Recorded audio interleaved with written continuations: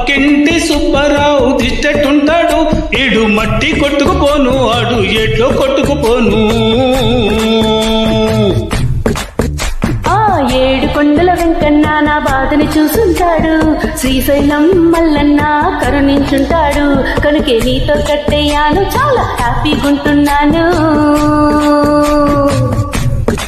నువ్వింత హార్షగా మాట్లాడలా heart hot అయిపోయేలా,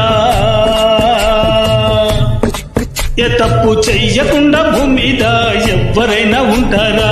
నీ తప్పులు ఒకటా రెండా చిత్రగుప్తుడి చిట్టాలా? హే మిసాల పిల్ల, నీ ముక్కు మీద కోపం కొంచెం తగ్గాలే పిల్ల. నీ